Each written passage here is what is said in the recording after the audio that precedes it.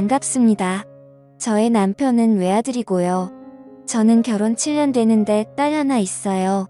저희 부부는 결혼하면서 바로 아이를 가졌고 이젠 딸아이도 어느 정도 커서 일을 가져볼까 생각 중에도 있었습니다. 그런데 작년 여름에 시어머니께서 말기암 판정을 받으신 지 3개월 만에 갑작스럽게 돌아가시게 되었습니다. 시골에 혼자 계신 시아버지가 늘 마음에 쓰였던 우리 부부는 주말마다 방문했습니다. 시아버지는 시어머니를 갑자기 잃은 큰 슬픔에 많이 우울해 보셨습니다. 한참 이쁠 소녀를 보면서 잠깐이라도 슬픔을 잊으시는 것 같긴 했지만 마음이 많이 아팠습니다. 그래도 거리도 만만치 않았지만 다녀오고 나면 조금만 편했습니다. 하지만 늘 떠나올 때 아쉬워하는 시아버지 모습이 안쓰럽게 느껴졌습니다.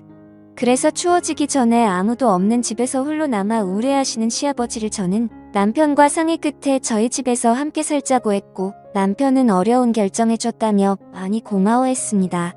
시아버지께도 아까를 말씀드렸더니 한큐이 고맙다며 늙은이가 짐이 되어서 미안한다고 하셨습니다. 그리고 더 추워지기 전에 저희 부부는 시아버지 모셔오게 되었습니다. 시아버님은 함께 살기 시작하면서 저희 딸과도 잘 놀아주셨고 종종 환하게 웃으시며 행복해하시는 것 같았습니다. 저도 이렇게 아침 저녁으로 가까이에서 챙겨드릴 수 있어서 한결 마음이 편했습니다. 그리고 딸아이 아침 등원도 하원도 아버님께서 손수 맡아서 해주셨고 딸아이도 할아버지를 잘 따랐습니다. 그래서 저도 서서히 일을 알아보려는 욕심도 생겼고 그저 아버님께 올려 감사했습니다. 그러던 어느 날 남편이 출장 가게 되었다면서 2박 3일 일정량으로 혼자 아버님을 모시게 해서 미안하다며 중국으로 떠났습니다. 그리고 최대한 빨리 끝내고 돌아오겠다는 말도 잊지 않았습니다. 하지만 저는 이미 시아버님이 그리 불편하게 느껴지지 않았기에 걱정 말고 일 잘 끝내고 잘 돌아오라고 했고 남편을 보냈습니다. 똑같은 일상이었습니다. 아버님께서 딸을 등원시켜주시고 헬스를 하시고 수영도 하시고 동네 기원에 들러서 바둑을 두신 후에 새롭게 사본 친구분들과 점심을 드시고 딸아이를 하원시켜서 집으로 데리고 오셨습니다. 이틀은 그렇게 빠르게 지나갔습니다. 그런데 출장 마지막 밤 저녁 식사 후 딸아이를 시켜서 재워놓고 아버님께 인사를 드리려고 노크를 하였습니다. 그런데 방 안에서 시어머님의 사진을 들여다보며 슬픔에 잠긴 시아버님을 보게 되었습니다. 순간 알 수 없는 연인을 느꼈습니다. 아버님 어머님 생각 많이 나시나 봐요. 오늘 저라 위스키 한잔 하시겠어요? 했습니다.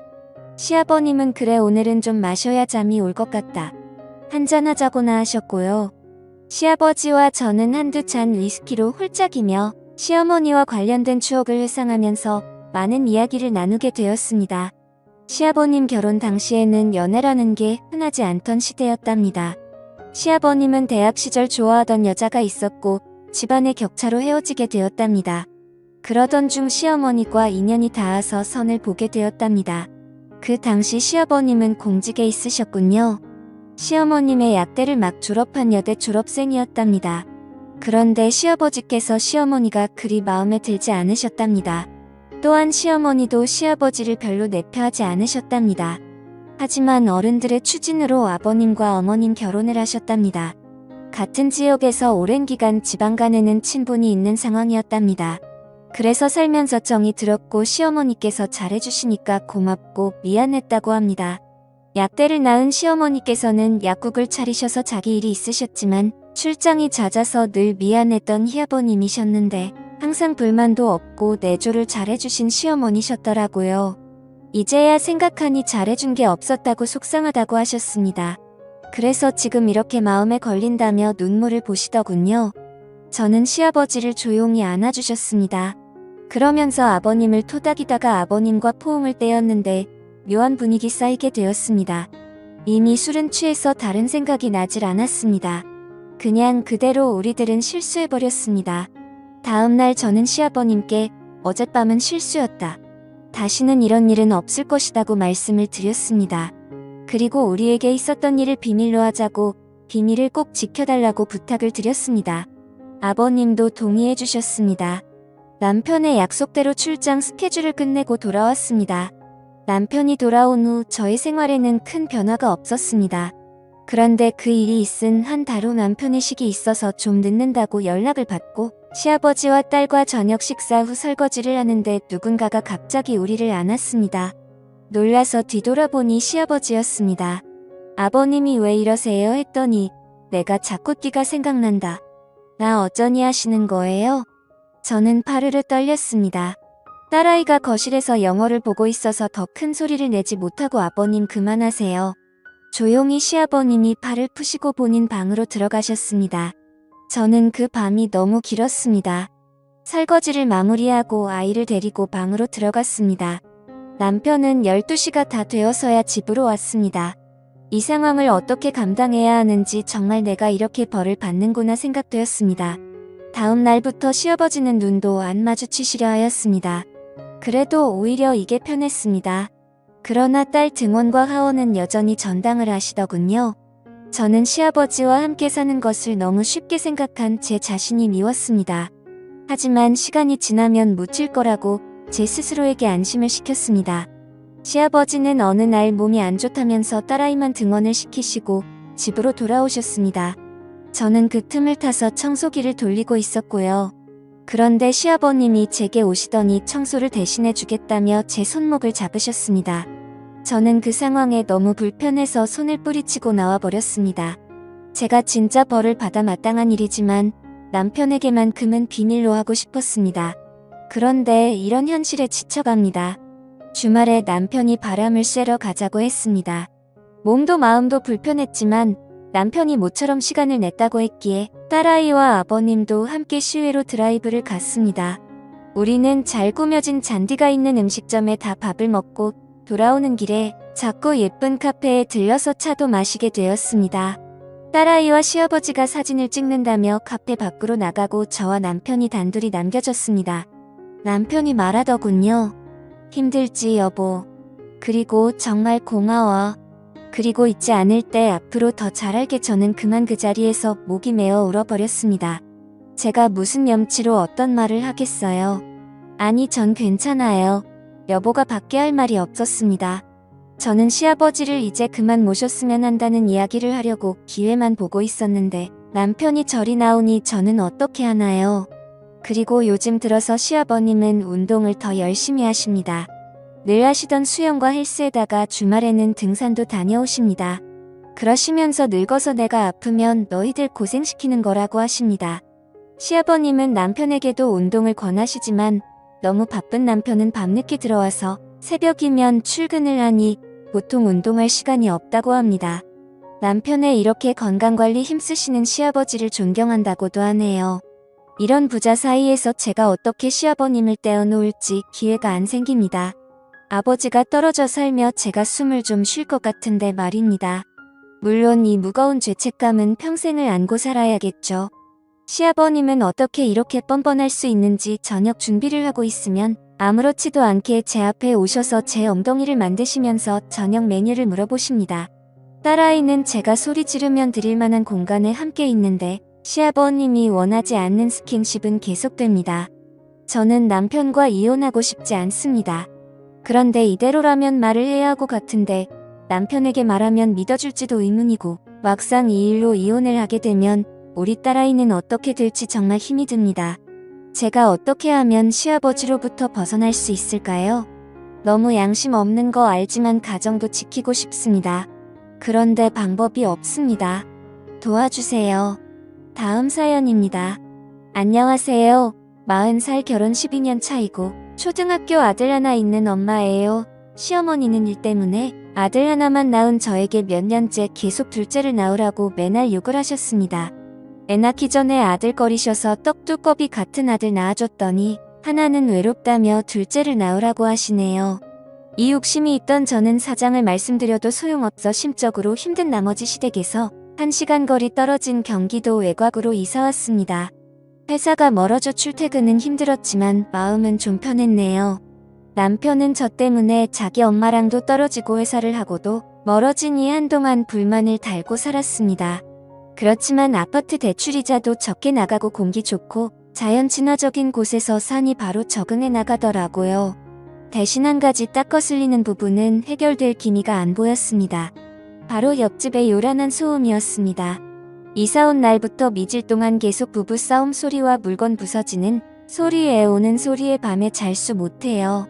경비 아저씨께 여쭤보니 하루 이틀 된 일이 아니랍니다. 이웃들도 처음에 신고로 대응하다가 지금은 집값에 자칫 영향을 끼칠까 모른 척하며 지낸다 하네요. 전에 살던 집주인도 한참을 시달리 다 저희에게 전세를 주고 나갔다 해요. 남편은 허구한 날 옆집에 시끄러운 소리에 진짜 못 살겠네. 주인한테 이거 얘기해야 하는 거 하며 짜증은 냈지만 저는 집의 문제도 아니고 옆집 가정 불화 문제를 집주인이 분수로 해결해 그나저나 입집 여자 안 됐다 하며 좋게 말하고 참자고 했죠. 몇 번 우연치 않게 오다가가 옆집 여자를 봤는데 얼굴이 어둡고 몸이 안 좋아 보이긴 했습니다. 말을 붙일까봐 괜히 오지랖 떠는 것 같아 말았어요. 그런데 어느 날 애숙집 와주고 재운 후 저희 부부도 침대에 누웠을 때 다급하게 벨 누르는 소리와 문 두드리는 소리가 났습니다. 무슨 일인가 싶어 저희 부부는 거실로 나갔고 제가 인터폰으로 확인해보자 옆집 여자가 살려달라고 온 힘을 다해 저희 집에 요청하고 있었습니다. 저는 남편한테 어떻게 하지 남편은 시끄러운 일에 휘말려서 좋을 거 없어 그냥 모른 척하자. 나 내일도 일찍 출근해야 된단 말이야 하며 쑥 들어가대어 저는 걱정되었지만 남편도 들어간 마당에 혼자 무섭기도 했고 회사에서 야근에 몸도 피곤했던 터라 그냥 눈 딱 감고 들어갔습니다. 이불 속에서 숨죽여 있는 동안 경찰차 소리와 구급차 소리가 오고 가며 아파트가 소란스러워 있네요. 다음날 저는 출근하다가 경비 아저씨한테 물어봤습니다. 그러자 경비 아저씨는 어제 난리도 아니었어요. 애 아빠가 애 엄마한테 심하게 폭행을 했나 보더라고요. 애가 난리던 중에 다쳤나 본데 옆집인데 모르셨어 이러는데 괜히 마음이 찔리고 안 좋더라고요.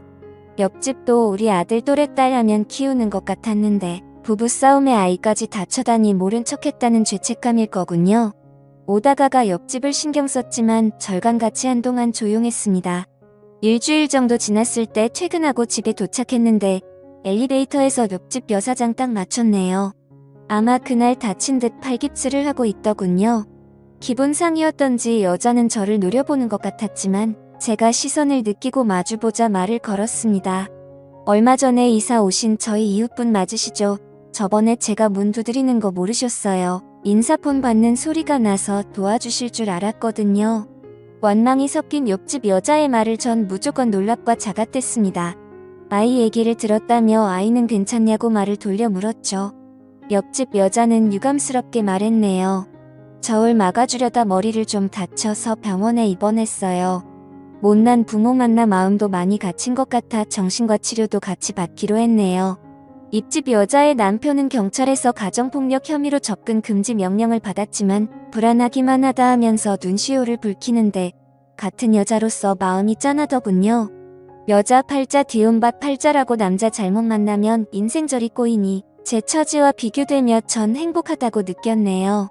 그런데 엘리베이터에서 내리자 시어머니가 문 앞에 계시더라고요. 어머니 어떻게 연락도 없이 오셨고요.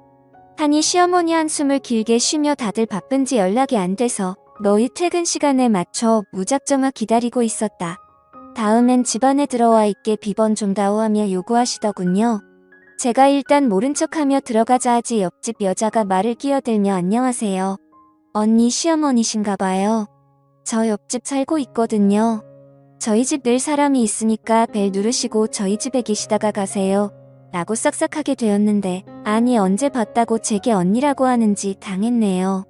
저보다 어린 것 같긴 했는데 오늘 처음으로 말 섞어봤는데 언니 동생 할 사이는 아니지 않나요? 우리 며느리보다 젊어 보이는데 사람 참 살갑네.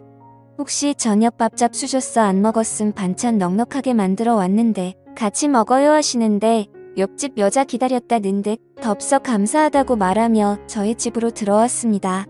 얼마 안 가 남편도 도착했고 어머님과 옆집 여자를 보고 덩달아 당황했지만 내색 않고 다같이 식사를 했습니다. 시어머니가 우연치 않게 옆집 여자 핸드폰 액정을 보고 딸이에요. 딸이 참 야무지게 생겼네. 요새 딸바보는 말도 있다며 아들 녀석은 장가가면 소용없긴 하지 우리 애들도 딸 하나 더 있음 참 좋을 텐데 하며 저를 보시는데 간만에 아이 문제로 곤욕스럽게 만드시더군요. 그것도 옆집 녀석 앞에서요. 누가 엄마 바라기 아니랄까봐. 남편은 그 말을 받아 선한다는 말이 저도요 엄마. 우리 회사 동료가 이번에 늦둥이로 셋째 딸을 낳았는데 애교가 많다고 그렇게 자랑을 하더라고요. 딸이 그렇게 예쁘다면서요. 하고 옆집 여자한테 묻자 여자는 저를 일끗 보면서 자식이 다 귀엽고 똑같죠. 저도 딸 하나라서 아들 있으면 좋을 것 같긴 했는데 포기했어요. 이유에 대해서 궁금하신 시어머니 앞에 본인의 그간 사연을 쏟아내더라고요. 본인이 손버릇이 안 좋아서 신혼 때부터 계속 폭력을 당했다고 합니다. 임신할 때 빼고는 항상 폭력에 노출되어 있었대요. 돈은 잘 벌어다 줘. ATM 기계라는 생각하고 딸 생각에 버텼다는데 살살 이혼해야 한다 한들 경제적 자립 능력이 없어 쉽게 결정할 수 없다 하며 울더군요. 시어머니는 옆집 여자 신세가 가였다며 이웃사촌 좋은 게 뭐겠냐고 저희 부부한테 잘 좀 챙겨 달라고 도와주라 더군요. 그때부터 시어머니는 오실 때마다 항상 옆집 여자 있다 저희 집으로 오셨습니다. 남편도 시어머니가 계시니 저보다 일찍 퇴근할 때는 그 집에서 저녁까지 먹고 오는 것 같더라고요. 저도 이웃끼리 친해져서 나쁠 것 없다 생각했지만 맘 한켠이 걸리는 게 불편하긴 했습니다. 어쨌건 저희 가족은 짧은 시간에 옆집 여자는 가까워졌습니다. 시어머니의 아바타인 남편은 어디 놀러갈 때나 외식을 하러 갈 때도 옆집 여자와 딸을 챙겼어요. 언젠가 옆집 여자의 딸이 깜찍한 말을 하더군요. 할머니랑 아저씨가 우리 할머니 고 아빠였으면 좋겠어요. 라고 하는데 아무리 어린 아이지만 제 입장에선 살짝 불쾌하더라고요. 아이가 하는 말이니 애써 넘기긴 했지만 선을 그을 필요가 있다고 생각했습니다. 저는 남편한테 당부하며 우리 옆집 여자랑 거리 좀 두자. 만난 지 얼마 안 되기도 했고 그녀에 대해 많이 아는 것도 아니잖아. 남편 그렇게 사람을 못 믿냐며 저보다 옆집 여자를 더 두둔하더라고요. 제가 성질을 내고 몇 번 더 얘기를 알아먹게 하고서야 남편 대우수 구하고 알겠다. 미치로 회사에서 근무하고 있는데 시어머니께 연락이 오더라고요. 아버님 제설아 좀 일찍 와 준비하라 있습니다. 하필 미치로의 승진 심사가 있었는데 그날은 저희 팀에서 준비한 프로젝트 최종 점검회가 있는 날이었습니다. 저는 남편한테 사정 얘기를 하고 이해해달라고 얘기한 뒤 시어머니의 독촉 전화를 신경 쓰고 싶지 않아 아예 전화를 꺼버리고 일을 했습니다. 그만큼 그 일은 제 승진에 사활이 걸린 중요한 문제였어요. 보랴보랴 겨우 다 끝내고 전화비를 켜보니 연락 자체가 났더라고요. 많이 서운하셨나 싶어 뒤늦게 죄송스러움을 안고 시댁에 갔습니다. 그런데 먼저 와있던 동서가 제게 의문의 눈짓을 하더군요. 뭔가 했더니 어머 세상에 그 옆집 여자가 저희 시댁이까지 와서 오지라 벌크 제사 음식을 몽땅 준비했던 겁니다. 동사도 워킹맘이라 예정 시간보다 좀 늦게 왔는데 이미 그 여자가 와서 제사 준비를 다 끝낸 터였대요. 시어머니는 제사가 끝난 뒤 옆집 여자의 손을 잡으며 고마워하더군요. 아이고 오는 수고 많이 써요. 며느리 둘이는 것보다 애기 엄마가 훨씬 든든하네. 아들 하나만 더 있으면 며느리 맞은 딱인데 아까워 죽겠어라고 하니 옆집 여자가 한다는 말이 저 이제 남편이라고 완전 이혼했어요. 나중에 좋은 사람 있으심 소개시켜주세요. 어머니라고 말하자 시어머니는 그런 쓰레기라 이유 잘했다고 얼른 좋은 사람을 알아봐야겠다며 오지랖을 뛰셨네요. 저는 옆집 여자한테 저 대신 일해주느라 수고했다며 봉투를 내밀었지만 옆집 여자 이웃끼리 그런 거 받는 거 아니라고 하면서 대신 부탁이 하나 있다고 하더군요. 결혼하고 새 출발하고 싶은 마음에 실은 인테리어를 새로 하기로 해서 머물 곳이 필요해요. 인테리어 공사할 동안만 비용은 지불할 테니 언니 집에 좀 머무르면 안 나고 하는데 전 곤란해. 전 남편의 핑계로 못 들을 생각했지만 남편의 허락은 이미 맡았다면 선수를 치는 옆집 여자였네요. 전 좀 찝찝하긴 했지만 어차피 저랑 남편 낮에는 회사간 이따 시간은 비어있을 테고 저희의 아이 어린이집에 맡기고 찾아오는데도 알아서 해준다 해서 마지못해 생각했습니다. 옆집 여자랑 동거를 시작한 처음은 생각보다 너무나 만족했어요. 각자의 아이들도 너무 잘 지냈고 제가 야근 있을 때면 애밥까지 다 챙겨주니 부담 없이 일에 몰두할 수 있었습니다. 집안일도 깔끔하게 잘하고 차라리 이참에 가서 도우미로 부탁 좀 해볼까 생각도 있어요. 전 덕분에 목표했던 승진을 하게 되었고 승진하자마자 외국에 출장을 일주일 정도 다녀오게 되었습니다. 뾰루퉁할 줄 알았던 남편은 의외로 밝은 기색으로 저한테 건강하게 잘 다녀오라 더군요. 옆집 여자도 아이 걱정 말고 잘 다녀오라고 하는데 이런 얘기 그 말이 왜 그토록 불안했던지 나중에서야 알게 되었습니다. 전 외국에서 회사에 대해 일절 마친 후 비행기 오버부킹으로 직항을 타게 되면서 예상 시간보다 일찍 한국으로 도착하게 되었어요. 손에는 연세점에서 산 남편과 옆집 여아이들 선물이 치워져 있었습니다. 집에 도어락을 여의 신발장 앞에 여자 슬리퍼 한 켤레 있더군요. 그때 새벽 5시였는데 어째서 제 것이 아닌 여자 슬리퍼가 거기 있었던 걸까요? 이상하게 집의 공기마저 묘하게 달라짐을 느꼈습니다. 고마움에 진득 사온 선물이 무색해지며 전 천천히 제 방으로 가 문을 열었고 그 앞에서 믿지 못할 일을 보고야 말았습니다. 둘이 내 방에서 뭐하는 하며 기막힌 소리를 질렀는데 저희 부부 침대 남편과 옆집 여가 같이 누워있는 게 아니겠어요. 제가 예상보다 일찍 도착해 미처 파악을 못했던 거죠. 전 치솟는 분노에 두 연놈을 때려잡기 위해 옆집 여 머리채를 잡아 끌어당겼습니다. 여자의 악한은 외마디 비명이 들리기도 전에 남편이 옆집 여자를 보호하며 절 밀치더군요. 이게 무슨 짓거리야 얘기를 하면 될 것이지 다짜고짜 왜 폭력부터 휘둘러 하는데 전 비참한 얼굴로 남편의 뺨을 주먹으로 날려 울부었습니다. 어떻게 날 두고 이럴 수가 있어. 니들이 사람이야. 새끼를 한 집에 있는데 부끄럽지도 않아 하니 남편은 옆집 여자를 자기 뒤에 김추매이게 하더군요. 미안하긴 한데 기왕 이렇게 된 거 부끄럽지 않기에 나 이 여자는 잘 살아보고 싶어. 당신은 어차피 가족보다 일이 더 소중한 여자야. 당신은 그렇게 좋아하는 일 평생 하면서 살아라. 나도 우리 태어날 아이 재롱 좀 보면서 가족 행복 느낌이라 더 살게 하며 옆집 여자가 임신했다. 벌써 2개월 되었다는데 저는 그대로 주저앉고 말았습니다. 도대체 언제부터 그런 사이냐고 걱정이 무너져 울었더니 그건 이제 와서 알 필요 없다면 무조건 이혼하자 합니다. 옆집 여자는 뻔뻔스럽게 입을 놀리더군요. 언니가 싫어하시는 제사나 집안에 아이 낳는 것까지 제가 책임질 테니 언니가 가정 그냥 쳐주시고 원하는 것 찾아가세요 라고 하는데 저 무려 우악등년을 잡아서 치기 위해 덤벼들었으나 남편의 제지에다가 떨어져 한없이 울기만 했습니다. 나중에 알고 보니 옆집 여는 예전에 자기가 도와달라 배를 눌렀을 때 제가 자기와 딸을 모른 척한 것에 대해 앙심을 품고 있더라고요. 남편이 중간에서 무슨 말을 했던 모양입니다. 정작 모른 척하자 그런 건 남편이었는데 아기사 옆집 여자는 어차피 스스로에게 가정배선 핑계며 변명일 뿐일 텐데 그 여자한테는 제가 그런 여자란 게 마음이 편하겠죠. 사이에 시어머니가 연락이 왔더라고요.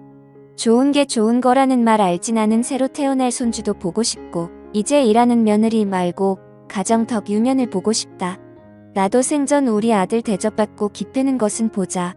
이번엔 네가 양보해라. 뭘 양보해요. 제 가정을요. 어머니한테 가정이 굳게 양보가 되는 건 가요. 그래도 어쩌겠니. 애까지 가진 마당에 네가 물러서야지. 나한테는 손귀한 집안의 둘째 품은 귀한 아이다 하시는데 저는 싱후를 비웃었네요. 저 죽어도 이혼 못해 죽어요. 그냥 평생 참냐꼬리표로 살게 해줄 거예요. 이거 다 녹음되고 있으니 어머니는 이혼 종용하신 걸로 제게 위자료 주실 각오나 하세요. 마침 곁에 계신 친정엄마도 전화 빼서 시원하게 욕 한 사발 해주고 끊어버렸습니다. 저는 변호사를 선임해 남편과 상간녀 시어머니까지 피해 보상 위자료 청구 소송을 진행했습니다. 어차피 그지들이라 분할 재산도 없었던 이것들은 이혼도 못하고 생위자료만 뺏기게 생겼으니 서로 탓하고 난리도 아니더라고요. 셋이 모이니 생각보다 거액의 위자료에 즐겁게 했는지 나중엔 잘못했다고 저랑 다시 합치고 싶다는데 알 같지도 않으면 씹어먹어버렸습니다. 제 어디야 뭐 실컷 당해보라지요. 아이도 사생아로 만들어버릴 거예요.